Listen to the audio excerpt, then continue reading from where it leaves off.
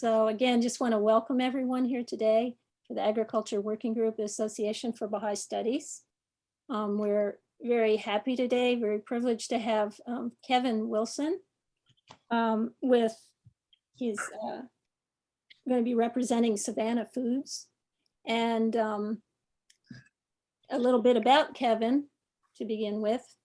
Kevin supports Omar Barutagola in his vision and implementation of sustainable agriculture. Kevin was raised as a Baha'i in Western Canada, together with his spouse Manijay. They have pioneered in the Canadian Arctic, Tanzania, and Estonia. They have 3 children and 6 grandchildren. Kevin has over 40 years immersed in project development, quality assurance, and supply chain management. He brings his Baha'i career and career experiences to focus on integrating the required technologies for Savanna.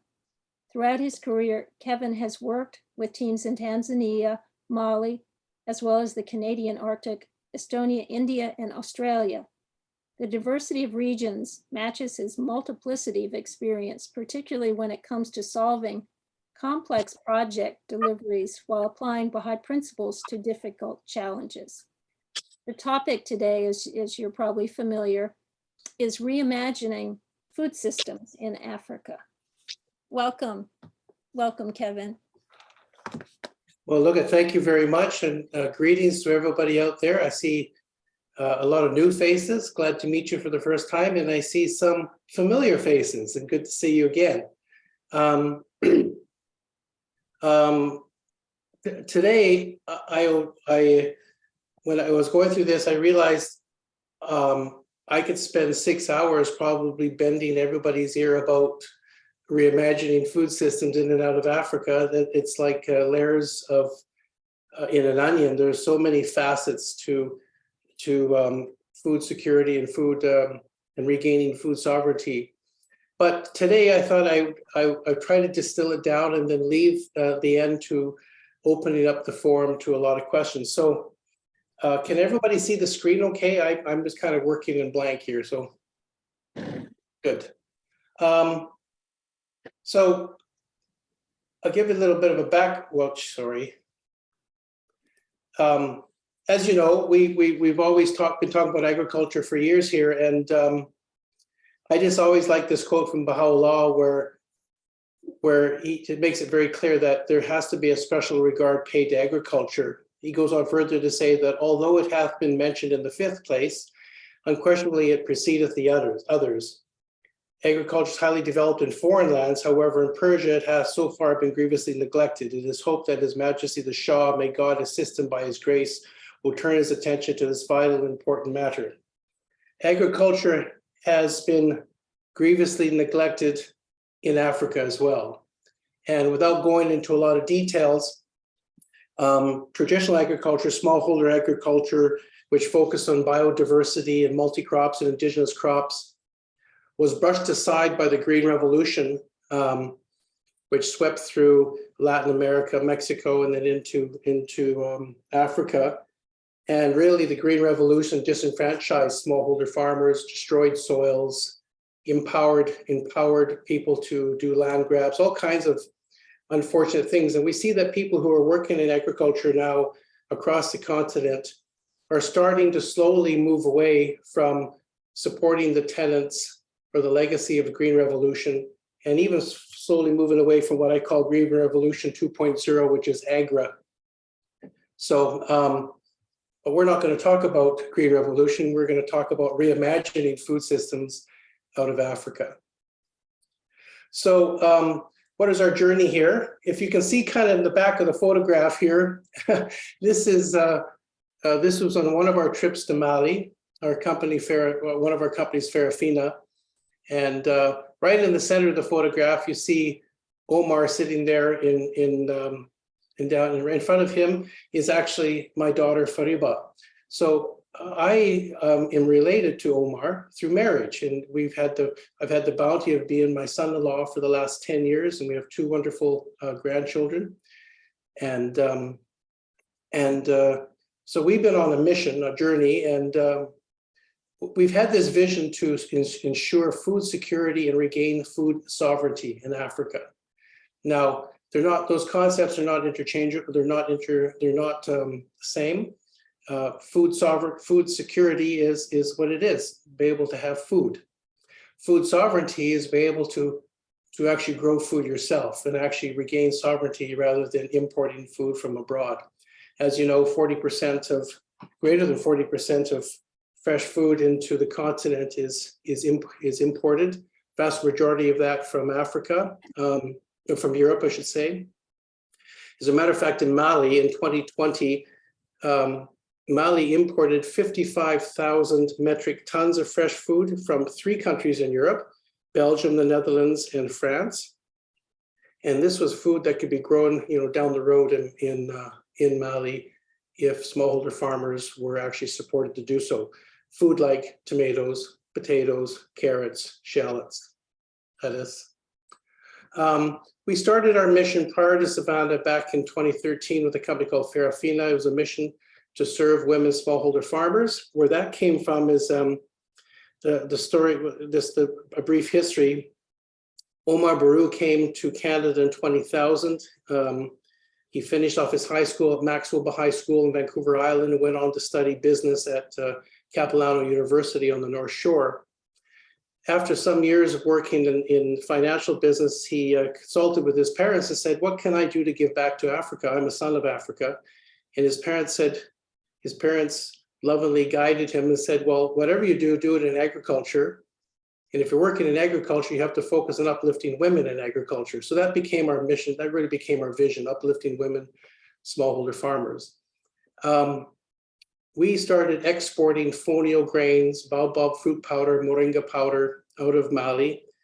At its peak in the fall of 2019, we were distributing products at about 650 stores across Canada, B2B into the States, B2B into the UK. But at that time, we decided in 2019, this was just prior to COVID, we decided that we really wanted to pivot away from importing an extractive export crop out of Africa. We felt that we were actually part of the problem than the solution, really the solution. So we started to design a farm to fork multi-crop agricultural enterprise in Mali. COVID kind of threw a little wrench in the works there, because everything slowed down and we had to, but it gave us an opportunity to really focus on what we were doing and set up ourselves for success in Mali. We rolled back Farafina. We no longer have a B2C retail product across Canada and export. We still have some outstanding, we still have some contracts for B2B selling of fonio. But our focus has been on, now as our journey is to focus on regenerative agriculture. So we went through the practice and we've adopted regenerative practices, meaning that we've started this transition of building capacity among ourselves and among our partners about what is regenerative agriculture. I won't be really touching a lot about that today. That's not the focus of what I want to talk about today.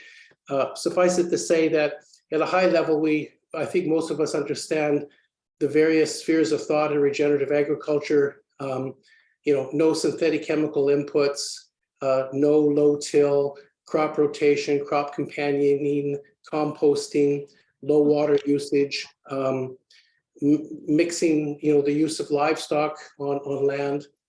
And really regenerative also is how do we uplift communities in general by the outcomes of regenerative agriculture.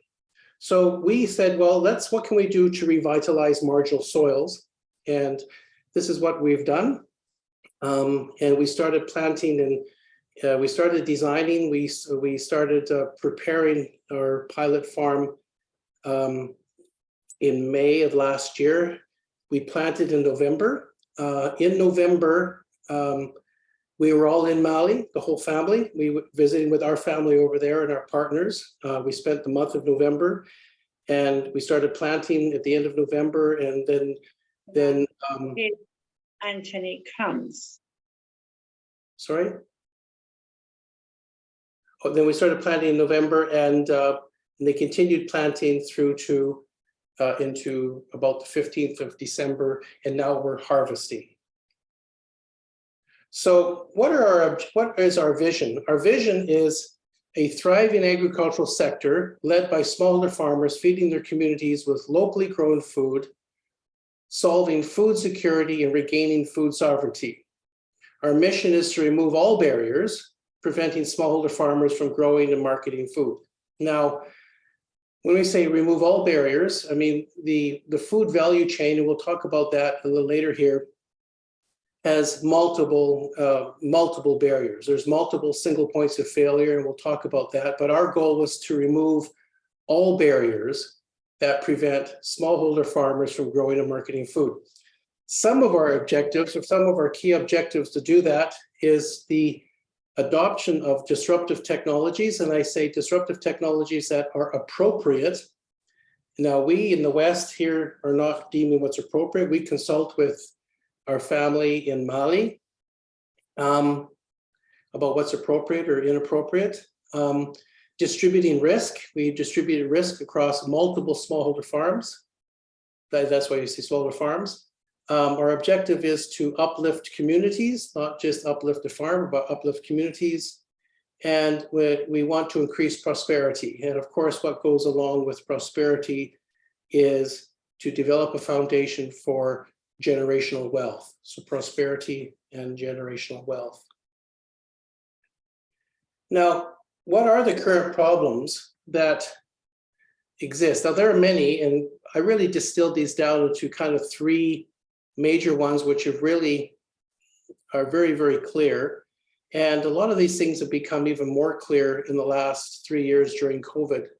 The real problem is that we have food insecurity.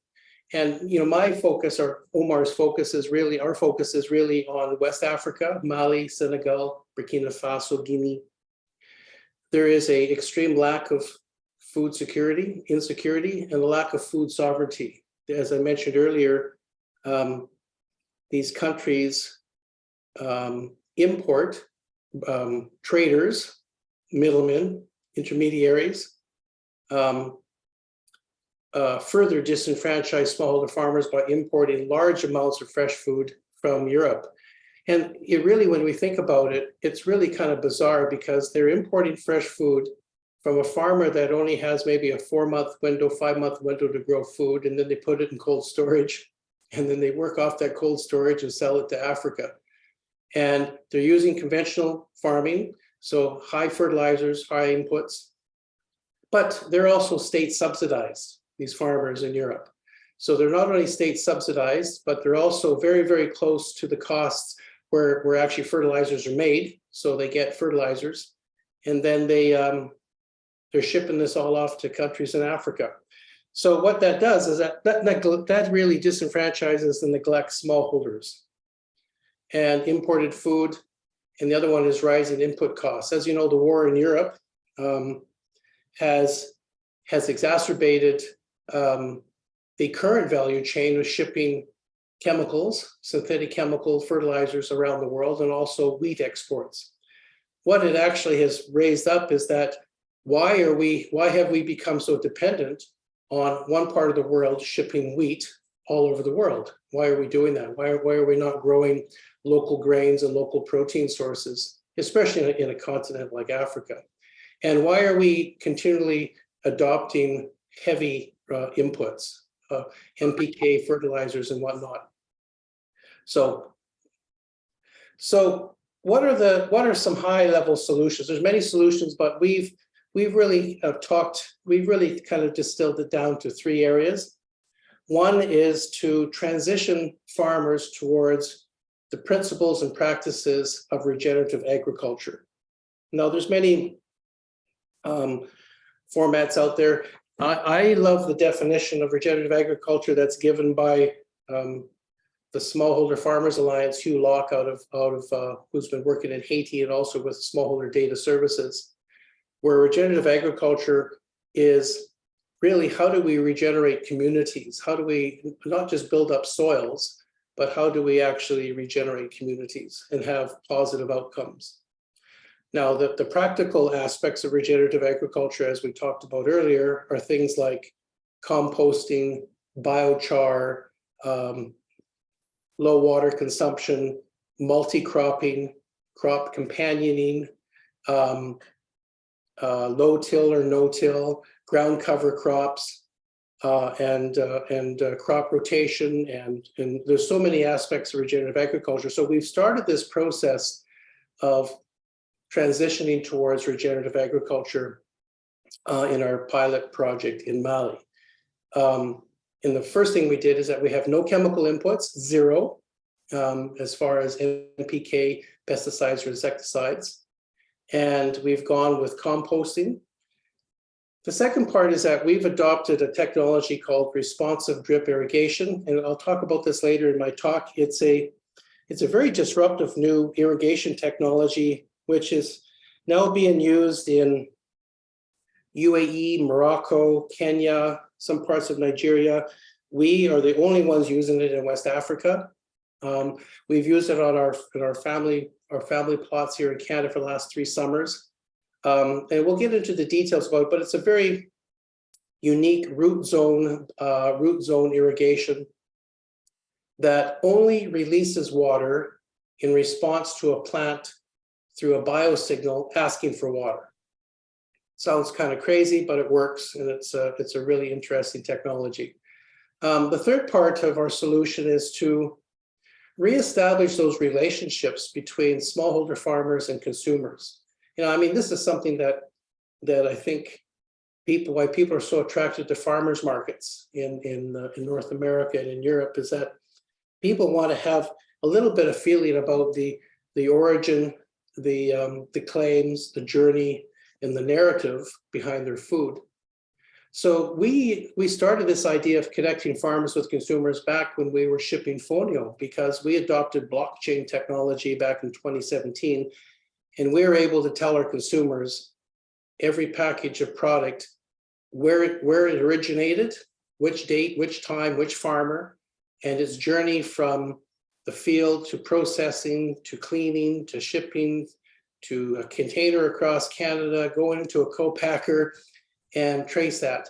And as a matter of fact, in September of 2019, Omar Baru was recognized by the British Columbia Food Processing Association first prize for sustainability because of the fact that we had traceability of product coming out of Mali, West Africa. No other Canadian company was tracing products like that, let alone out of what was deemed, you know, a challenging environment of Mali. But we were able to trace product coming from southern Mali right through to the products. So we're going to be continuing those learnings with our process here, is to connect farmers, and we'll talk a little bit about that, about how we're developing a digital platform.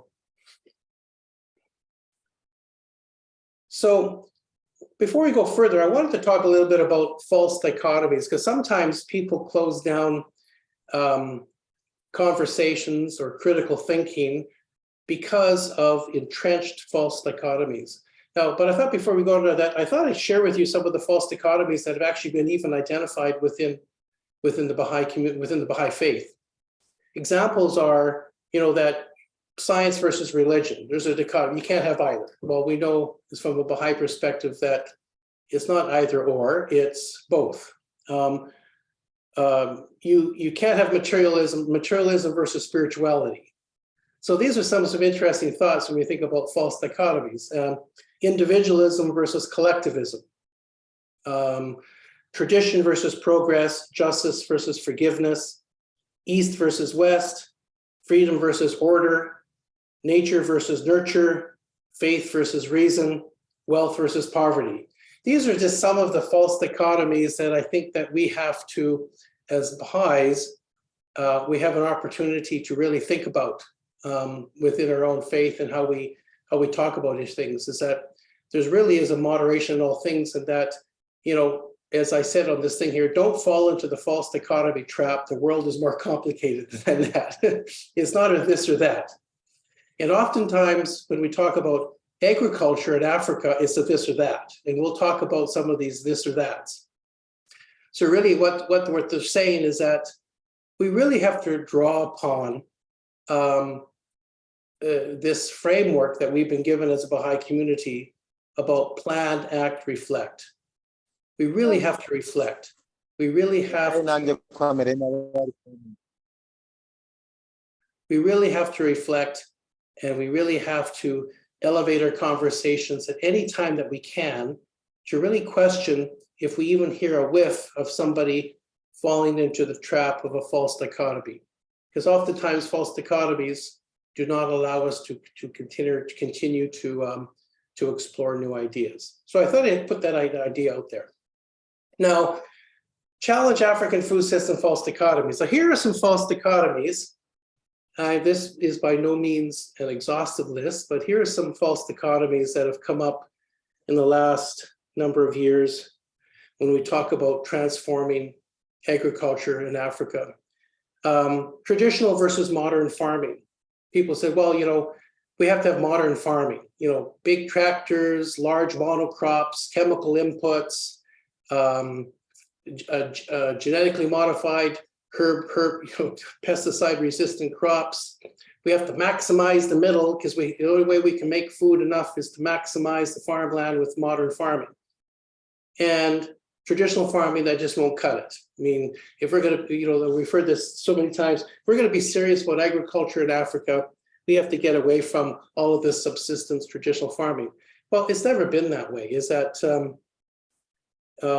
we find that it's somewhere in the middle. You have to adopt modern technologies, but you also have to adopt the best of traditional farming, things like multi-crops, crop companioning, soil health, traditional indigenous crops. And there's other technologies that can be used in modern farming, such as blockchain, precise irrigation, in our case, bioresponsive irrigation. So it's not an either or. That is a false dichotomy. It's somewhere in the middle. Rural versus urban agriculture. We've also thought that, people say, well, look, we can't do it. We got to go with all these vertical farms, and we should be really focusing on in urban centers and growing things in the urban. Well, it's not an either or. It's a matter of doing both. Export cash crops versus domestic crops. And we've heard so much about extractive, exploitive cash crops out of Africa, whether it's cacao or tea or gum arabic or coffee or whatever, and versus domestic markets. What we have found is that there has to be somewhere in the middle, and that middle has to be guided by how do we actually focus on uplifting and empowering smallholder farmers? How do we, and how do we find that way that we're actually generating generational wealth? We're creating prosperity in communities. Yes, there has to be some degree of international trade, but on the one hand, we can't have a whole economy of a country dependent on monocrop, lack of diversity, monocrop cash exports. And in some cases, countries will not survive in an integrated world by just 100% domestic markets. In our case, we think that you can expand your domestic markets and actually go Pan-African. I don't think that farmers in Africa need to be sending a single kilogram of food anywhere else in the world. They can do quite well, thank you very much, uplifting agricultural communities and food needs across the continent. Organic versus conventional farming, that's another false dichotomy, is that, when you talk about conventional farming, normally conventional farming there are some elements of conventional farming which can be applied in organic or regenerative fashion. I won't go into details here, but I still think we need to skew more, of course, towards the organic regenerative world. We talked about this idea of large scale versus small scale farming. That's more of a traditional modern scale thing. What we're finding here with our model is that oftentimes people say, well, we have to go with large scale because we have limited arable farmland and we have to maximize the yields out of the limited farmland. Well, we're proving, and we have proven, that you can take the scrappiest piece of land, which has probably no organic compound whatsoever. As a matter of fact, the technology using our irrigation technology, they're growing abundant crops in pure sand in the UAE. But in that process, they're converting that sand into a sandy loam. So we have millions of hectares all through Mali and West Africa, which can be quickly transformed into growing multiple vegetables and produce. And they can be done by multiple smallholder farmers. So this idea that in order to really be successful, you have to have large commercial farming, that is not the case. That's really is the legacy of the Green Revolution. The other one is formal versus informal markets. You know, well, you have to have a formal B2B, B2C, B2B2C market and all this. Well, you know, there's a lot of informal markets out there. I don't know how many mass markets, other people here who have lived in Africa, you go to the local mass market, there's all kinds of informal markets that people can market their crops. A lot of the challenges in that, of course, has been post-harvest losses. And that's where appropriate technology can come in with cold chain and technologies. Oops, sorry, I hit the button by mistake. Whoops, hit the button by mistake here. The other big, huge dichotomy is this idea that we have to increase yields, and everything. Even Bill Gates pumps a whole bunch of money into Agra to increase yields. He's probably one of the last major donors out there who is supporting the old legacy of the Green Revolution. I'm probably kind of letting loose on what I think is some rather inappropriate behavior in that particular case. Our focus should not be on increased yields. Our focus should be on increased net profits to farmers. Because a farmer, because we have family in Mali, for example, who every year grow cotton. And one cousin of Omar's, their family of 10, grew 5 hectares of cotton. But by the time they pay for the special cotton seeds and all the chemical inputs that the cotton people give to them, and all the work that goes in to try to scrap cotton out of depleted soils, and they pay that all back, they ended up with next to nothing. Yet, though, they got good yields, but good yields on borrowed time, just by pumping tons and tons of chemical fertilizers on depleted soils. There's so many farmers who may get good yields, but they don't make any net profits. So our view here is that we have to adopt agriculture that is smallholder focused and increases the net profits for farmers. And how do you increase net profits? On one side of the equation, you reduce the cost of expensive chemical inputs. We've done that. On the other side of the equation, you allow farmers to have a very transparent, much higher value of, I have something floating up here. I don't know what that is, sorry. Oh, sorry. You have a much higher value of for their crops, and they participate in downstream profits.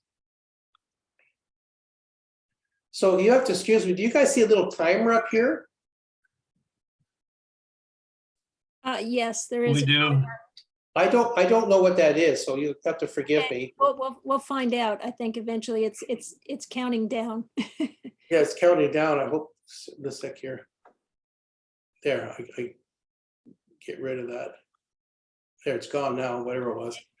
Okay, so what is a farm to fork value chain? At a very high level, it starts with regenerative smallholder farmers, transportation and logistics, processing, e-commerce, and consumers, and a digital platform in the middle. So the Savanna platform is, we went through and we said, what are all the different areas that cause grief to smallholder farmers getting their products to market?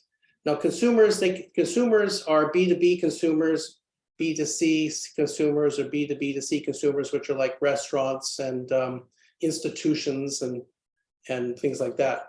So transportation, we've adopted what's called a transportation as a service model. As in the West here, we know that's more as a Lyft Uber model. And we're working with a company out of Europe to help put this product together. So that basically says that you no longer have to rely on somebody who you've contracted to have a freight forwarding company with a truck and then realize that it's just going to fail on you because the truck will lose a transmission or an axle somewhere on the road somewhere and your crop will spoil in the back of the truck. We really democratize that to say that we'll be working with anybody who is onboarded to the system, who wants to transport anything in that value chain, whether it goes from the farm to processing or processing onto the consumer. We have a little processing facility already in Tabacoro, completely solar powered. And we've designed an expanded agricultural facility, all solar powered, cold storage. An e-commerce platform, basically a Shopify platform. We have a minimum viable product that we're designing right now. We've already developed an app for capturing data at the farm level, every type of data about the zone, the rows, the nutrients, plants, the harvesting, the progress. Then, of course, you have your consumers, and consumers to us could be the market vendors buying vegetables. It could be the people buying the vegetables from the market vendors. Eventually, our plan is that we'll be delivering vegetables to consumers directly in the capital, and that's all on a digital platform. So what are African agricultural single points of failure? Well, I've listed a whole whack of them here, but I've highlighted 3 that I'll talk about. But when we think about agriculture in Africa, there are so many single points of failure that hold back the development of agriculture in Africa. There are so many of them. And I'll just quickly read through this. That one of the major ones is the limited access to capital and credit. And that's a function of the systemic barriers and the prejudices that the funding agencies have towards agricultural and farming. Lack of technical knowledge and training, poor infrastructure, limited access to markets. And the most important was low prices for agricultural products, which often do not cover the cost of production. What's behind this is that traditionally in African agriculture, a collector goes around collecting food from various farmers. He owns and collects the product, and then he sells it on to an aggregator. An aggregator sells it on to a wholesaler. The wholesaler sells it on to a mass market vendor. And the mass market vendor sells it to community members who travel long distances, oftentimes on combi buses, to go to the mass market to buy the vegetables.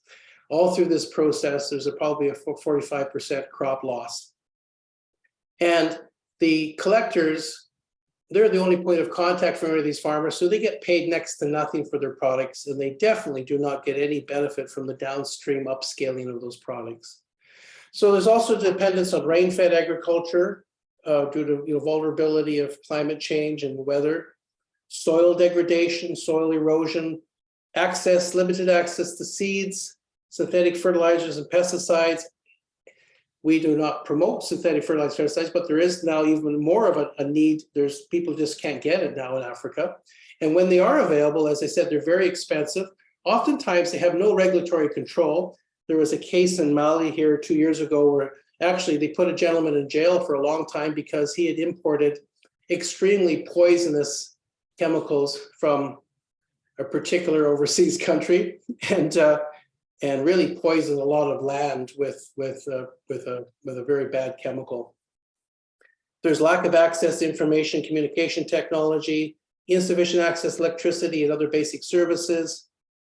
Limited land tenure and property rights. When we're talking about uplifting women, my goodness, that's really been a focus. What we've been working on in 10 years is to really focus the community leaders around uplifting women. And if women are going to be working on these farms, then they should have de facto tenure rights to work those farms. Otherwise, they're just deemed as chattel working on the farms. Gender inequality, discrimination against women in agriculture, limited access to extension services. We've come up with a model that was developed by our family 10 years ago called advocates or guardians, where it's like an extension worker, but they do not control any money. They do not control any decision-making. They are hired specifically to uphold the rights and the capacity building initiatives for smallholders. And our family did this working in bakeries and working in other projects in Mali, where they actually focused on your job is to make sure that all of the rights and responsibilities and privileges of that farmer are upheld. Unfortunately, many extension workers in Africa are compromised and get their jobs either from friends in the government ministry or they're playing some deal on the side. And so we've said, well, we have to remove that power from them. Poor access to insurance and risk management tools. This presentation will be shared later, but there's so many different single points of failure. One of them is also lack of access to clean water for irrigation. And another one is large monocrop farms are susceptible to disease and pests and farm failure. So there's a big failure when you have one monocrop being grown by one male farmer using expensive fossil inputs, lots of chemicals and pesticides, because that's what happens to monocrops. They are oftentimes susceptible to diseases. So there's a potential for failure and a great deal of ripple effect when these do fail. So single points of failure. So here's a sampling. Low prices for agricultural products, which often do not cover the cost of production. So to fix that, so we focus on investing net profit for smallholders versus net yields. Remove the cost of synthetic chemical inputs by adopting regenerative practices. Expand cultivation to previously marginal lands and depleted soils. Increase the gate revenue prices for produce and share in downstream profits. Now, one may ask, well, that's all really good. And there's many organizations out there who claim to be doing good things. And they say, just read our website. We can tell you we're doing good things. But we believe that it's important that these actions are on the public record. So we'll be implementing our learnings from blockchain. So that if anybody wants to go in there and get a record of immutable truth, then they should be able to go into a distributed ledger and find that immutable truth. So it doesn't matter how much we claim that we're doing things right, we should be able to prove that almost in near live time. Another point of failure is lack of access to clean water for irrigation and poor water management practices. We use all solar powered water well pumps. And as I said, we're using a very low water usage root zone irrigation technology, which uses less than 50% less water than the most efficient standard drip irrigation. That's versus flood irrigation, or sprinkler, pouring irrigation, which happens in most farms in the continent. Another failure is large monocrop farms susceptible to disease and pests and farm failure. And we only support smallholder farming, less than 2.5 hectares, growing multiple crops using composting, companion cropping, no-till crop rotation, and focus on building healthy soil microbial communities. And we'll talk about that, but we've been really focusing on bootstrapping marginal soils with microbial communities. The other important thing is that everything that we do has to be done, particularly from a Baha'i perspective, it has to be done through community consultation. And anything that we've done in Mali and what I'm sharing with you has not been just kind of dreamed up by Omar or I sitting over here in Canada. This has been a completely iterative plan, act, reflect, iterative process with preference giving to the ultimate decision by our partners on the ground in Mali. They're the ones who have to have a finger on the pulse. And when we find that when you consult with communities at large, particularly women stakeholders, community consultation has many benefits. And I think any of us who have worked in community development, we know what those benefits are. There's increased ownership and participation. We get very context-specific solutions rather than one size fits all. It can be very contextual for, let's say, southern Mali versus in Senegal. It's amazing the innovation and adoption that's come up with our team in Mali, who find ways to innovate and adopt disruptive technologies, but in ways to innovate with what resources they have. What comes out of community consultation, there seems to be a natural inertia towards improved sustainability, improved social equity. We've been working with smallholder farmers in Fonio in the town of Chibe since 2014. And we found that after 4 years, the men started coming in and saying, we want to help the women in what they're doing with Fonio, because Fonio used to be only a women's growing crop.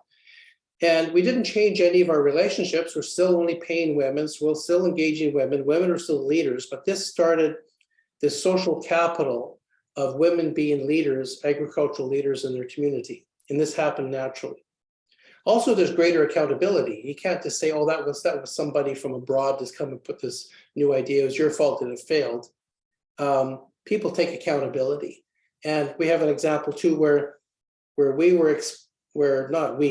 Sungalo, who is Omar's dad, was sharing was actually explaining to a farmers group, a women farmers group in a village of Chibe in southern Sikasso region, what blockchain was. And I thought, how the heck is he going to do that? Because that's can oftentimes be deemed a pretty obtuse concept. And he explained that blockchain was that a mother consuming your product in Vancouver will know that that grain came from you. And he looked at a lady named Minata Diarra and said, she will know that that grain came from you and that it was your hands who were feeding her daughter in Vancouver. And the technology, because this little phone here will figure out where all that grain came from and when it came from. So they went away and consulted, they came back and the women said, well, you know what that means? That means that we have to make sure that we give you the best Fonio and that the Fonio we give you only comes from us. We know that it came from us. So those are two parts of accountability. And that came from sharing the journey to be able to give a vision that what they were producing was actually having an impact halfway around the world. We believe that we can take those same learnings when we make that connection between a smallholder farmer and a consumer. A consumer now will be able to buy their product and they'll know that that tomato, that onion, that okra, that corn, or that cucumber came from that particular farm, that particular farmer on that particular day. So now there's accountability. And there's also this really pride of ownership of that journey of the food. So there's also, when you're working with communities, there's increased learning and knowledge sharing that goes on between communities. And it turns out that there's greater opportunities to take calculated risks because people who are involved in all the inputs and the decisions say, yeah, we can do that. Because now they can, in their own minds, say, I can take the risk to take that on. So what are some of the services that we're starting to put in place at Savanna? We will have a free app. It's actually an Android operating system app that will have order fresh food, whether that's you're a market or a consumer. And then the traceability, there's a marketplace where farm to consumer direct sale, and there's a delivery. Now, we're not there yet. We're still doing a minimal viable product on these things. These are actually screenshots of as we've been working for designing this. And but essentially that farmers will get 2 to 5 times average gate price for their products than what they've been getting now. Buyers will pay the same price or less than what they pay for food in the market. What we're just doing is optimizing the middle, providing higher quality local food and removing all the barriers so that we're reducing post-harvest loss from 45% down to probably 8 to 10%. And instead of us maximizing getting all the money, we're passing that on to the buyers and the farmers. What is our traction today? Well, this is kind of an earlier photo on the left here. This is, I think those are cucumbers that we're growing there. And this really, you can see this really, if you look on the right here, see where the cucumbers are. They're really like gravelly pit-run soil. We're growing fruit, we're growing vegetables like this right now. And so we have 5-hectare pilot that's been surveyed and fenced, or have our farm data app finished. And regenerative farming has started. Now let's talk about the irrigation here. This is called root zone bioresponsive irrigation features. And this picture on the right here, on the gentleman on the left is Sungalo, who is Omar's dad. And this is Amadou Diarra on the right. Amadou is, oh my goodness, he's a jack of all trades and just, he's an incredible young man. He has this degree in business finance from Sikasso, but he just loves farming, and he runs all of our operations on the farm there. So you can see in that trench, we've dug a trench, it's about 6 inches deep, and the bottom has been lined with compost. And we're just laying in the tape, drip irrigation tape. It's installed about 4 to 8 inches deep. It can last greater than 15 years in the soil. It doesn't rot, doesn't lose its capabilities. It's perfect for regenerative practices. Essentially what the tape is, it's a spun polyester membrane, which is cut into strips, folded onto itself and heat sealed. And it forms a 5/8 inch tube when it's filled with water. There's an interplay between, and for those who want to talk to me later or get hold of me afterwards, I can explain in more detail, but there's an interplay between hydrophilic and hydrophobic forces that holds the water in the tape. So when you fill this tape with water up to about 1.5 psi, water will not come out, it sticks to it. But the tape releases water in response to a natural soil surfactant. So those of you who knew about the science of surfactants, which are basically chemicals, natural or otherwise, that break surface tension of water, the surfactant is produced by an exudate from a plant root looking for water, and the exudate is a surfactant, and the surfactant, when it builds up enough in the soil, it breaks the bond of the water to that tape and releases it into the root naturally. And when the tape has reached its water potential, it stasis, it stops producing the sugar exudate looking for water. The exudate drops in the soils and the tape seals back up. So it's a very bioresponsive multi-flow tape. It's not a tape that is trying to figure out, like drip tape, how much water for how long to give where, which is why drip tape has emitters and pumpers and timers and soil sensors and drones and leaf sensors. You don't need any of that stuff. All you have to do is provide a source of water for the plant root, and it could be anything from a cacti to a Brussels sprouts to a romaine lettuce to a piece of corn, all on the same tape. The plant will decide how much water it needs, and the flow of water through that tape to the plants is dependent upon the plant. Now, as I said, oh, sorry, I went ahead here. So when the plant is satiated, water potential balance, the exudate level drops. We have found that the tape uses 50% less water than standard drip irrigation, 50% less nutrients, whether you use even natural or synthetic nutrients, 35 to 250% increase in yield, plant yield, even though you're using less water. And the reason that is that the plant is never having to deal with osmotic stress, water stress, which is a part of abiotic stress. Like plants are stressed in their environment, by different things like heat and temperature and salinity of soils and whatnot. But osmotic stress, water stress, is the particular one. And using this tape, the plant never experienced water stress. So because of that, they put its energy. And as you know, in plants, energy is a function of an area of leaves doing photosynthesis. So that energy either goes into growing itself or it goes into growing roots. And so there's an increase in plant yield because of you removing that stress. The tape can use higher salinity water because the salt does not come through the membrane. It actually stays in the tube. And what you do is just flush that tube now and then as the concentration gets higher. And the tube being buried in the ground, it protects the soils from the evaporative buildup of salts and hydrophobic soil characteristics.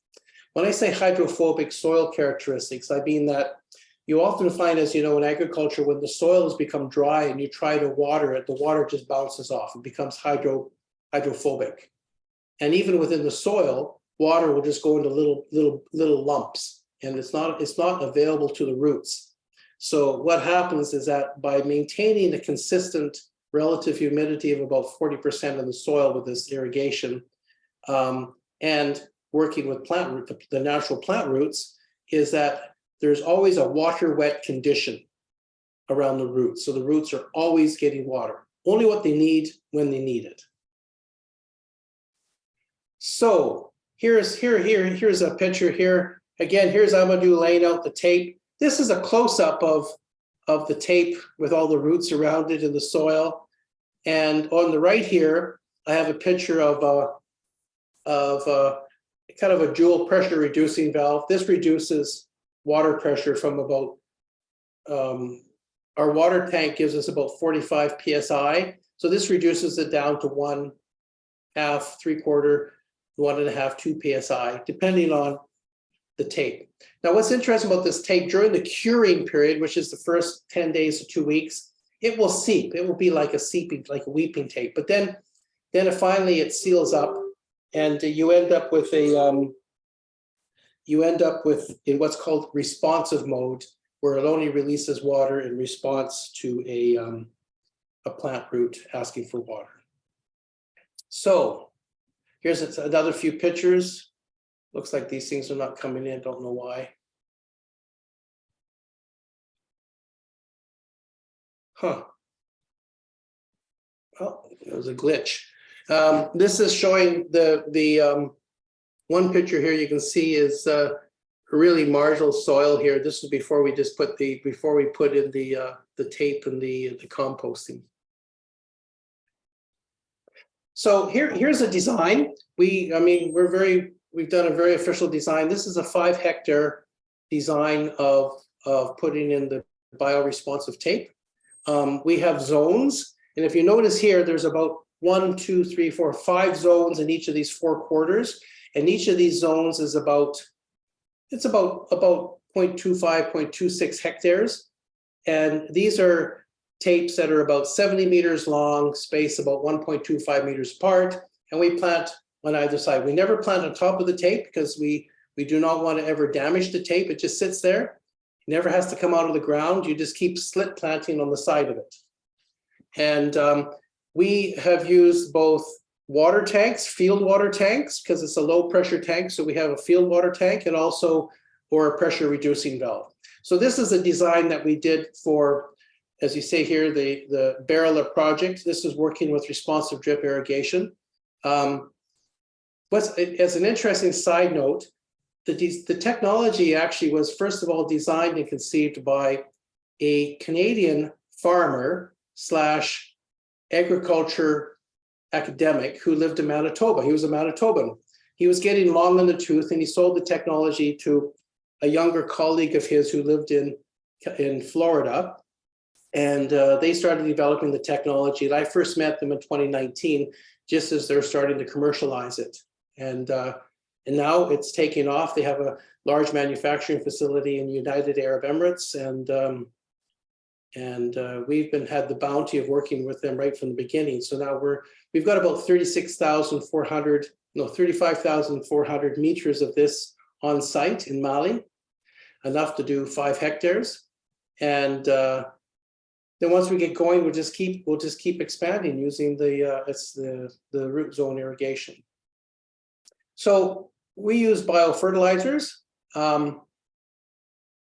If you see here initially, you see the gentleman over here with the big cart, the donkey cart full of really, really well composted compost, and they're just lining the bottom of the trenches.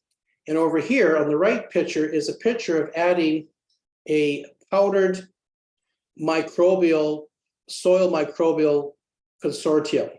And these are the 4 bacteria that we're adding to the soil. And for those who are interested, I can get into the details about what they do. But essentially, biofertilizers have really interesting,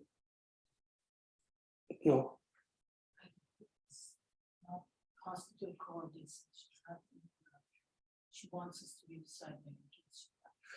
okay. I just got some disturbing news, so I'll go through this quickly here. We'll have some calls here later after this. We have biocontrol agents They'll fight biocontrol agents against disease, biofertilizers, products of enzymes that stop biofilm. Natural bacteria will promote growth promoting substances. They fix nitrogen. These particular ones fix nitrogen and solubilize phosphorus. A healthy microbial community will reduce environmental stress in plants. Actually, some of these bacteria even build up the soil structure so that there's more water can flow through water. They improve soil pH, and of course, as I mentioned earlier, they improve tolerance to abiotic stress. So with this technology, we've been able to add, at the smallest amount, we're talking like a teaspoon for 3/4 of a hectare in water. And once it hits that compost and starts growing, it really kickstarts the plants. So what is water potential gradients? We talked about that earlier. And really, water potential gradient is where dry soil draws out water out of plants, causing wilting. High concentrations of salt in soil causes salinity stress, and high water potential gradient causes water to move out of plants to soil, causing osmotic stress. With this technology, there never is that stress on the plants. And it's a natural thing that occurs. Water will move from different components through. So our next steps for us at the farm is that we're going to be looking at biochar production. We're going to test different consortiums of natural soil bacteria. We're going to ensure that we've adopted no-till practices and crop cover. And moving forward, we won't be having that amendment. We will actually just be capturing those natural bacteria through soil composting and soil tea for future expansion. Right now, we had to kickstart with product that we got from a company out of Montreal, but going forward, we'll be doing it internally. Now, biochar, I think everybody here has probably understood the benefits of biochar, but biochar has many benefits. It's produced through pyrolysis of low heating of product which has high cellulose and lignin content in it. Local feedstock in Mali includes corn cob stalks, cotton stalks, bumbra bean shells, baobab shells. Biochar helps in soil nutrient retention, increased water holding capacity. The interesting way it increases water is that there's a natural water potential affinity for biochar to take up water. But then when the soil dries out, because of this water potential gradient, water then travels from the biochar back into the soil and from the soil into the roots. So other thing about biochar is that it's an excellent way for long-term carbon sequestration. It reduces leaching from soils, reduces plant water stress, and you can also lock away heavy metals. So if you're working in a soil which previously was heavily fertilized with different heavy metals, whether it was herbicides, pesticides, or fertilizers, you can start lock away those heavy metals in the biochar, so it is not made, so it's no longer bioavailable or being taken up by plants. So we look at it, risks versus mitigation. So individual crop failure, we're looking at multi-crops, biodiversity. Post-harvest losses versus cold chain digital management, synthetic fertilizers, healthy regenerative soils, money flow, and secure mobile money payments. And here's some pictures of some of our products that we're just harvesting now as we speak. We've got some eggplant, our corn we've started to harvest, okra, tomatoes, and cucumbers and zucchini. So this was just in our initial 0.25 hectare group. We've expanded that to 0.5 hectares. And now that the doubting Thomases on the ground have realized that, gee, this really works, and we're growing food like crazy in what was garbage soil with next to nothing for inputs, they're madly expanding to grow as much as we can. We have people walking from kilometers away to come visit the farm because they just can't believe that in March going on April this year, where it's like 45, 50 degrees in Mali, we're actually growing food at this time of year when no one grows food, and we're growing healthy food with low water. So it's been an exciting journey. So our path forward will continue. Some of the things that we're still going to be, we hope to expand to about 25 hectares by the end of this year. We're focusing on several key initiatives: mechanized irrigation tape installation, regional compost production, regional biochar production. We're going to be expanding another water well installation complete with solar power. We're starting to build farm level cold storage, again using solar and evaporative coolers, putting in a mass market cold storage, again solar evaporative coolers. We want to start taking some of our learnings to formalize training and capacity building in this transition towards regenerative agriculture. We will be completing our integrated digital platform, continued financial support to farmers for irrigation technology, and formalizing an advocate role for smallholders.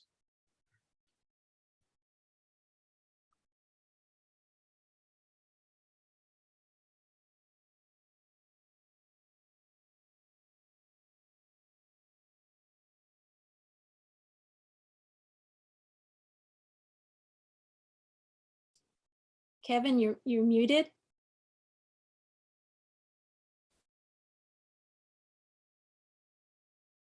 Kevin? Yeah, okay, sorry. I sorry. So this is a picture of our family here on the right that was taken in November. On the left is my spouse Manijay, my daughter Fariba. That's little Ilan on my shoulders. Oh, Juju's not in the picture here. This is Sungalo and Balakisa and Omar Baru. Sungalo is a retired hydrologist, project manager. He was a country manager for UNICEF in Burkina Faso. He's been running our operations in Mali since 2014. Balakisa is serial entrepreneur. She runs a number of bakeries, all run by women. Well, we make probably about 8,000 loaves of bread every day, every night in their bakeries. And she's also been knighted by the president of Mali in agriculture, much like a French knighthood for her work with smallholder farmers. So we've had a lot of incredible support. I mean, Sungalo, he's drilled more water wells than I could forget. And so what we realize is that smallholder farmers will solve food insecurity. Chemical synthetic inputs are unnecessary. Disruptive technology can be appropriately applied. Community consultation is vital and is an imperative. And vast tracts of marginal depleted soils can be revitalized into productive farmlands. Fresh food does not need to be imported from Europe. Water can be used sparingly and produce healthy plants. We focus on net profits for farmers versus gross yields. And we must uplift the farmers versus uplifting the middle. This is where you can get in contact with us. And that's it. Thank you very much. I apologize for kind of skirting over a whole bunch of things, but that's kind of generally what we're doing in Mali. And I have time to take a few questions or some questions or anything, any questions at all you have about this. I'm open to that. Thank you. Thank you, Kevin. There were a few questions in the chat here. Oh my goodness. Okay, let me just go. How to order the drip tape? Is that something that someone could write to you? Yeah, just write to me. We actually have preferential distribution rights for West Africa. There's other places in East Africa. I don't think we have anybody in Uganda handling the tape at all, willing to talk to somebody. I mean, we're on the burning edge of this technology. It's been really great. It's a proven science. And so, yeah, it's available. It used to be available out of Florida. Now they actually ship it right out of United Arab Emirates, UAE, where we've had a facility there working since 2021, 2 years now. So I don't know whether you want to put your email address in the chat where people could contact you if they're interested. Sure. If you could do that, that'd be great. see, pest control, pest control. That's really interesting. That was the biggest fear that our family had, was about pest control. We had a little bit of aphids on one product, and we used some neem oil, got rid of them. What we're finding is that because the plants have never had water stress, and we also fed them a really healthy, we're finding that we didn't have any major pests at all. But we're not going to wait until we get hit by pests. We're starting to adopt crop companioning, and we're going to be planting marigolds and stuff. But in this particular harvest for those crops, we had no pests. Yes. If you'd like to speak, could you please raise your hand and then we can.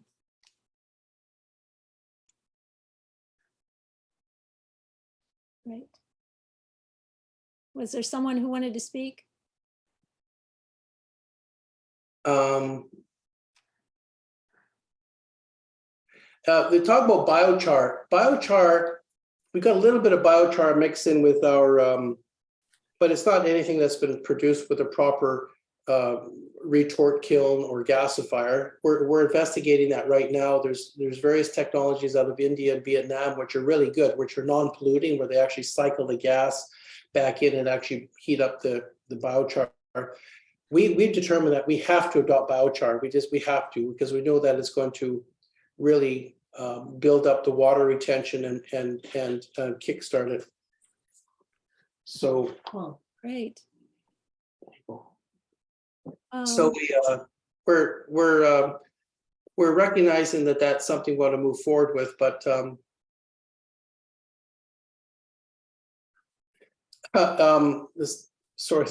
this last question here about word requires a broader knowledge, a broad range of knowledge. Well, it's called COVID. If you sit here for 3 years on your backside, really focused on learning things, we started this and really just educated ourselves.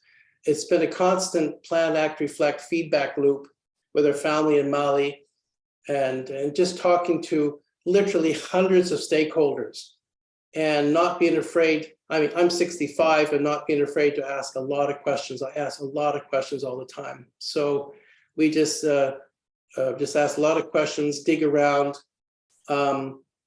Really, a part of my learning process has been to challenge these false dichotomies, because we've spent a great deal of money engaging with people like the World Bank, FAO, World Food Program, IFC.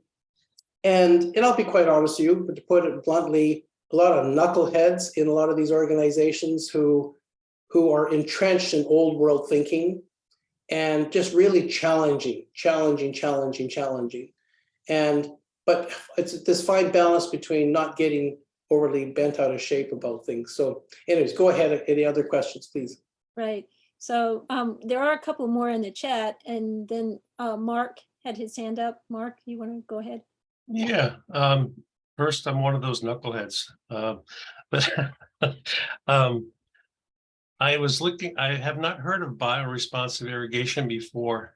It's quite impressive. I know drip irrigation is a step above flood, canal or channel irrigation. Little story, 1994. I was familiar with the irrigation that was going on the terraces in Haifa.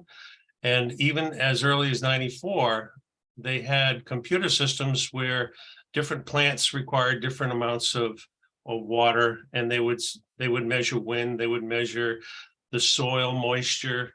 They would, if it's raining, it's not going to irrigate, so on and so forth. It was very efficient, but it was still drip irrigation where the best they could do was add mulch to retain the water.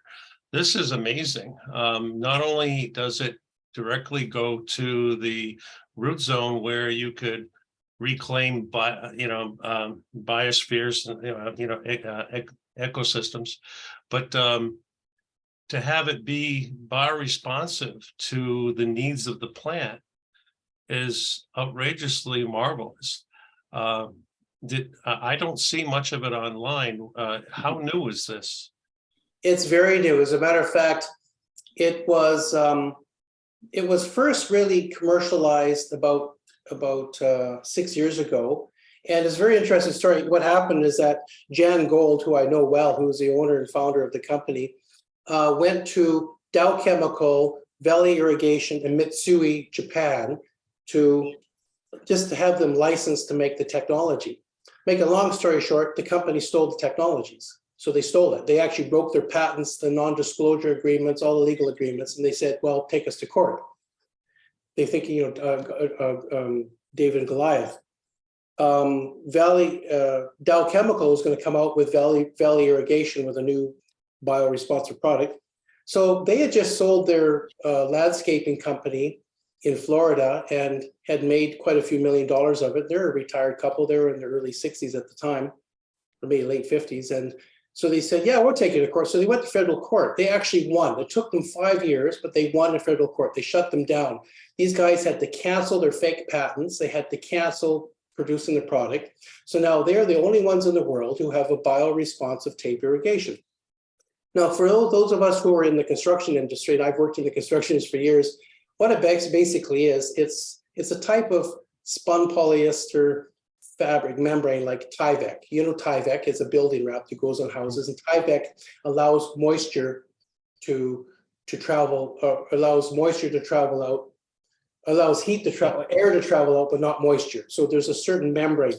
Well, what they came up with is a really unique technology of coating one side of it with a hydrophilic polymer, very proprietary hydrophilic polymer, and uncoating the other side. The other side is that Tyvek is very hydrophobic. It repels water. I mean, you dump water, it just bounces around. But the other side was hydrophilic with the polymer stuck to it like water. So when water comes out from the inside of the tape to the outside, it hits that hydrophobic outside, it sticks there under low pressure, 1.5 psi, except when you increase the back pressure or in the presence of a surfactant, which breaks the surface tension of the water. And so, yeah, this is what the technology is brilliant, because a plant, any plant which has a root structure, and all plants have root structures, when a plant is seeking water, it will increase its exudate. A plant will reduce exudates anyways for other reasons. It's oftentimes to feed fungi and bacteria in the soil and to make soil water wet.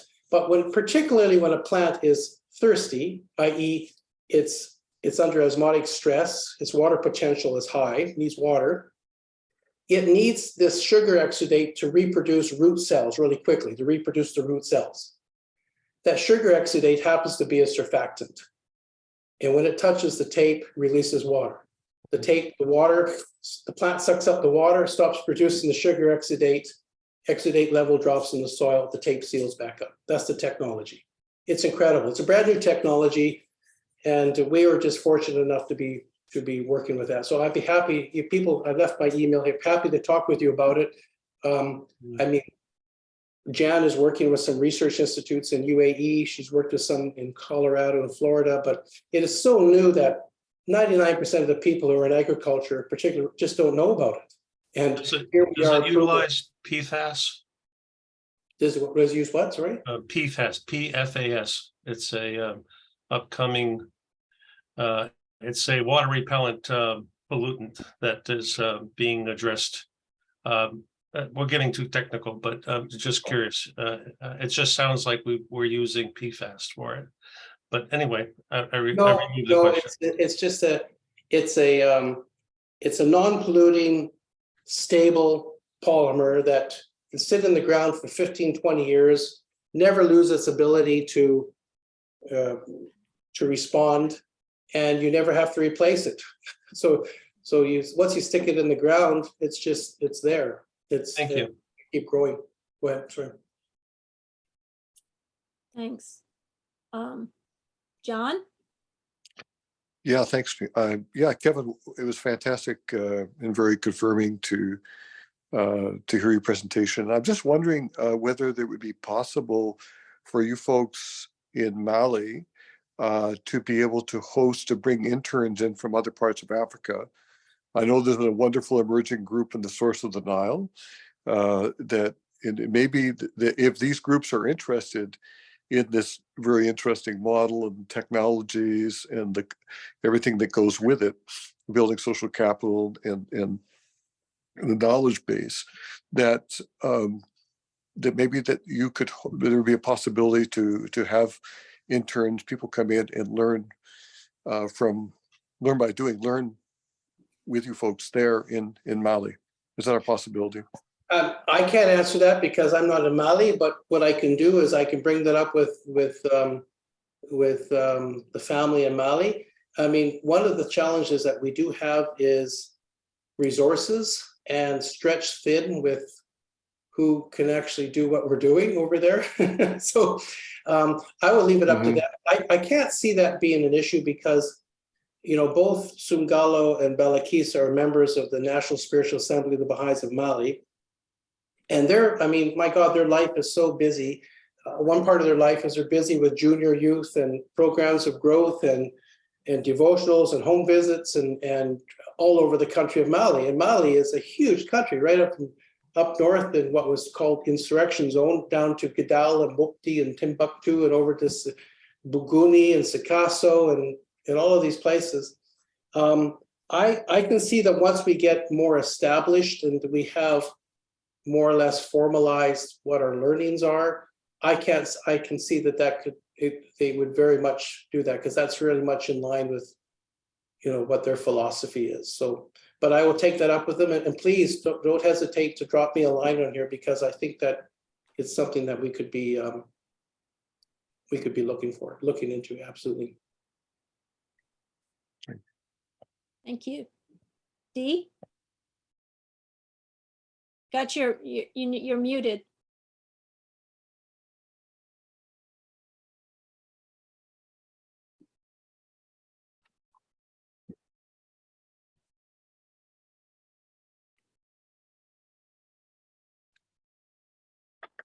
There you go. Okay. This is really amazing and wonderful and just a joy to hear. I had a question about your funding. Have you done this as a startup? Have there been investors? It's a lot to get off the ground. Tell us about that. That's probably the biggest stress that we've had is that to date, we're all self-funded, friends and family. We took some of our personal earnings from our company, Farafina. That was a challenge because as we rolled down, you know, it was economically a challenge, but we're in, you know, revised talks again with various impact investors or development funding institutions. We just haven't been successful. And I could someday when I'm still maybe not still trying to seek funding from them, I'll write a scathing book about this whole process that we've been through for 2 years of trying to get funding.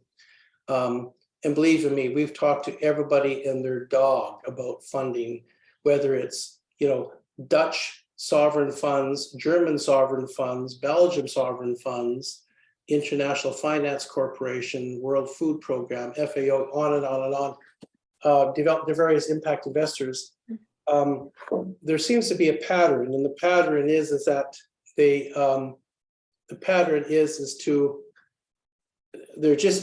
there's a mind block there that says we only support large mono ag legacy products that come out of the Green Revolution and Agra.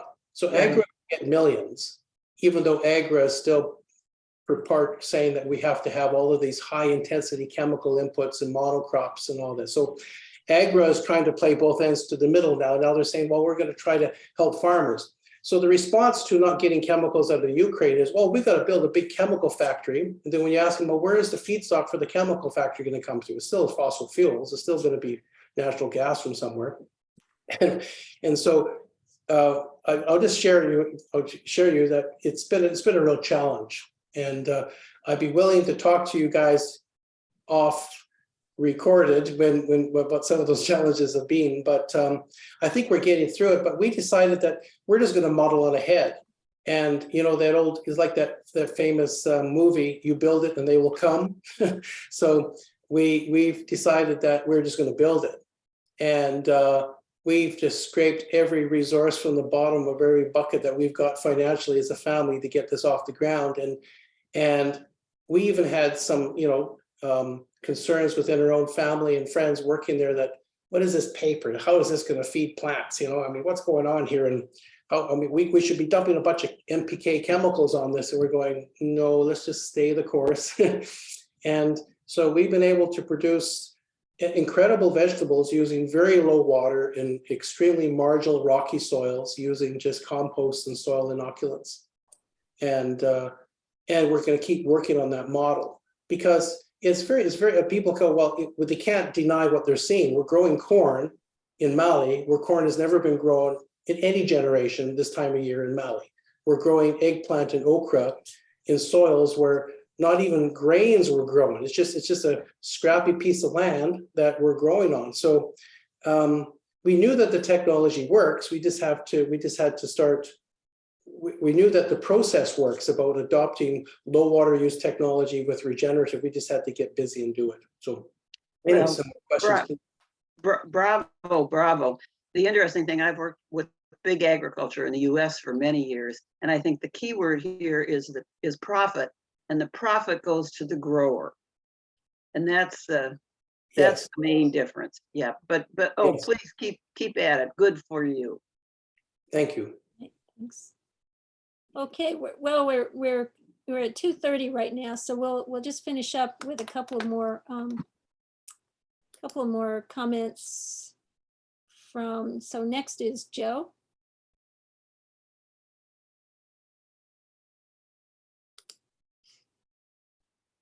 All right, I might have missed this, but because I don't catch all the words, but is there a distributor for this irrigation material in the US?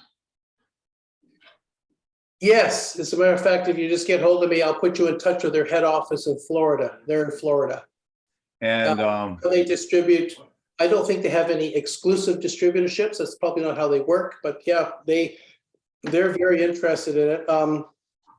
As a matter of fact, I belong to an international group. We're developed in sustainable technologies. We're called Nested Ventures, and we work, and we have global distribution rights. So you can talk to us. We can set you up.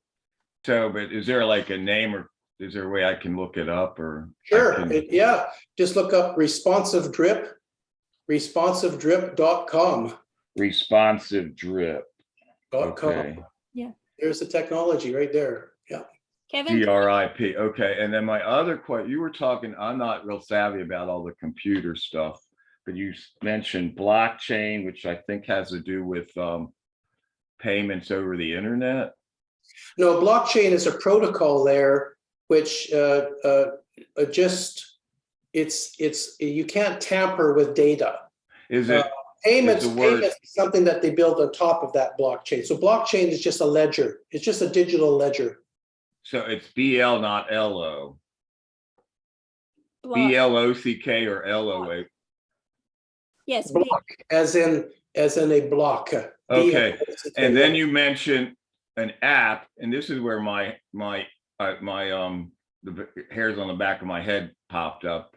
I'm involved with a lot of smaller community gardens and farms in Columbus, Ohio. We're beginning to network and stuff. And with the specific urban farm I'm involved, when they keep talking about CSAs, community sponsored agriculture, which I don't think we have the human resources for that. But if there was an app, or there was a way to create an app without reinventing a lot of wheels, that could connect the smaller gardens or even backyard farmers with people that want to buy healthy food, this would be a real boon for small community gardens in other parts of the world and in urban areas. We can talk offline. Happy to talk with you about that. That'd be great. We actually started a blockchain traceability app working with a company out of UK and a company out of Colorado. We developed, as I said earlier, tracing product from Mali to right through to the store shelf here in Canada, and we won a sustainability award for the whole province, sustainability award for the whole province agricultural community because of doing that out of Africa. So what's interesting, a lot of these technologies can be developed in places like Mali because you leapfrog all the old, you don't have all this old entrenched thinking to try to undo. And this is, we find that farming communities in Canada, the States, are very conservative. They're very entrenched in their views. Whereas there's no entrenchment over in Africa. Let's just leapfrog and use the latest disruptive technology appropriately. And so I think that we can actually develop things over there that would take years to develop over here, and then bring it here. So we're looking forward to developing this platform and then come over here to farmers markets and community outreach groups here and say, hey, we have a way of connecting farmers with consumers. And we've blocked it all out. We've done a minimum viable product. We're going to continue on that journey. Sorry, go ahead. Right. Okay, Yeah, thank because that would be a real boon, because you need money for operating expenses, and we give about at least a third of our food to food banks. So we're always looking for a way to have a more basis for operating. Thank you. Thank you. And then Richard. Yes, with regards to the responsive bioresponsive drip irrigation, is that, you said that's the name of the manufacturer, or that's the company that's distributing? The product is called GrowStream, and the manufacturer is responsivedrip.com. Okay. I happen to belong to a group who we are a global distributor called Nested Ventures.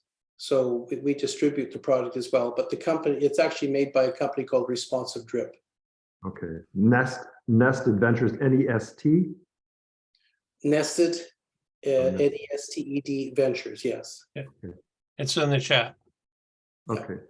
And then also the company that you talked about in Montreal, that you were getting the bioadditives from prior to producing them yourself.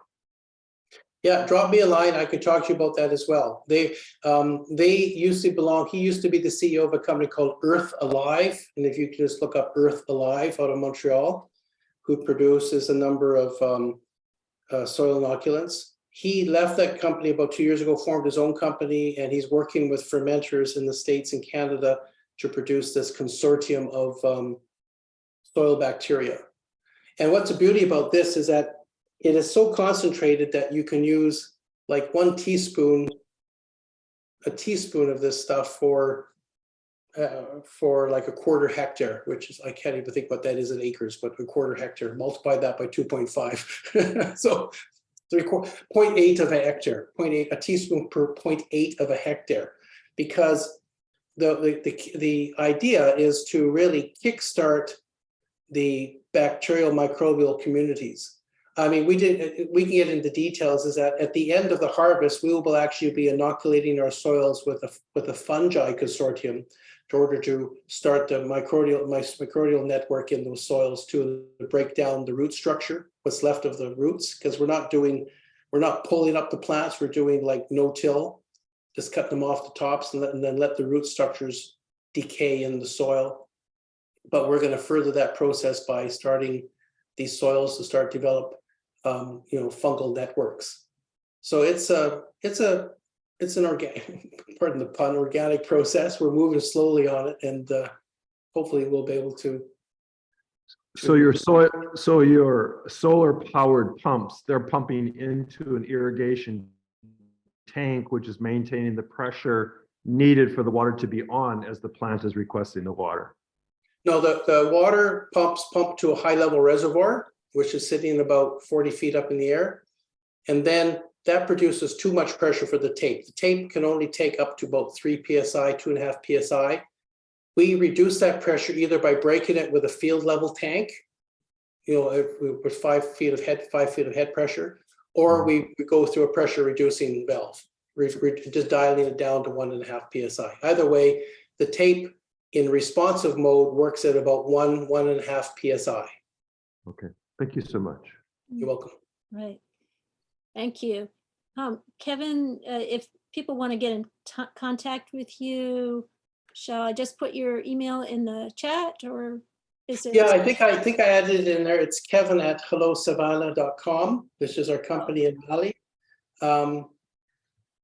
And happy to talk to you what we're doing, and introduce this more. I know that Jan is the CEO founder of RDI. We'd just love to see more of this adopted in regenerative farming and agriculture, organic farming communities across the states as well.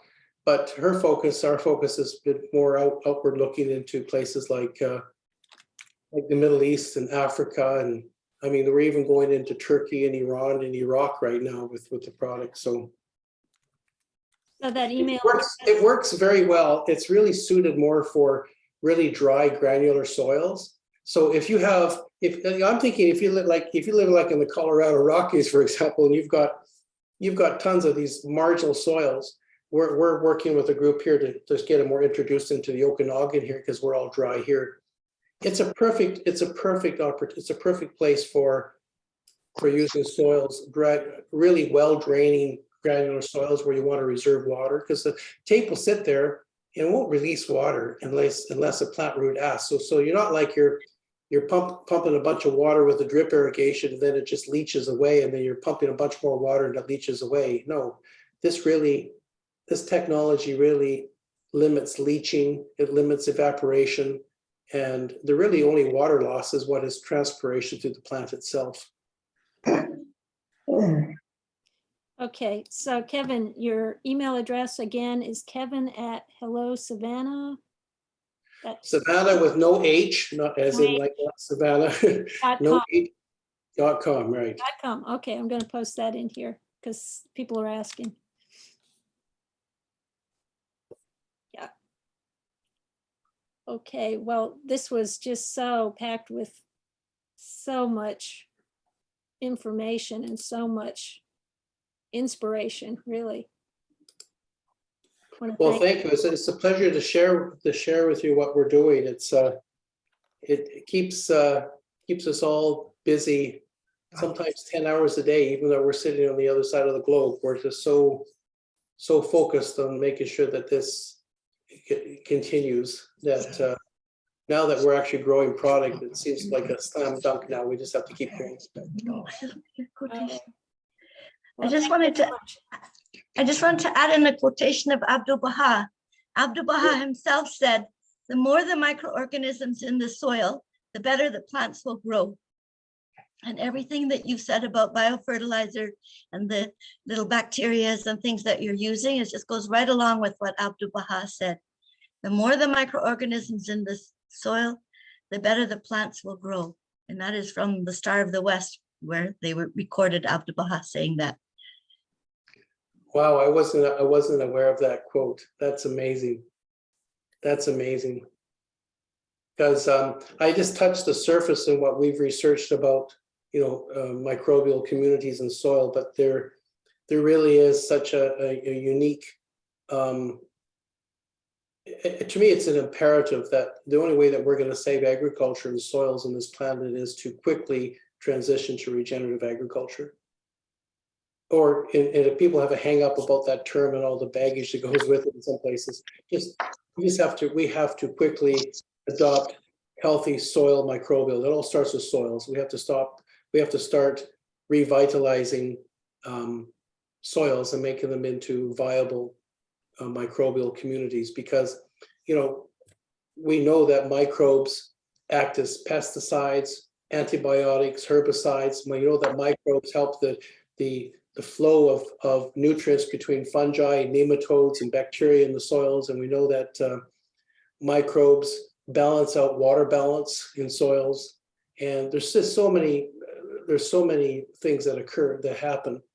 And it's just the way we have to go. And for us in Mali, it really was the solution.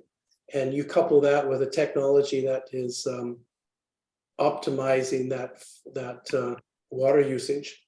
What we found too is that as we're using RDI, and we started in very marginal soils, this is our test in UAE, once you get into the second or third crop planted against the same tape, is all of a sudden the water usage is dropping, because you're getting more water retention in the carbon in the soil.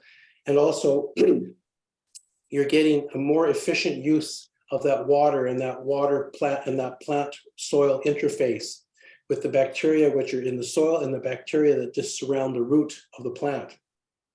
And they are very, very efficient in using water when they're healthy. And as I said, the question was, do we have pesticides? We didn't have a big problem with pesticides because the plants are very healthy. So anyways, thank you so much. I appreciate the opportunity to share our journey with you, what we're doing. Thank you. Thank you so much.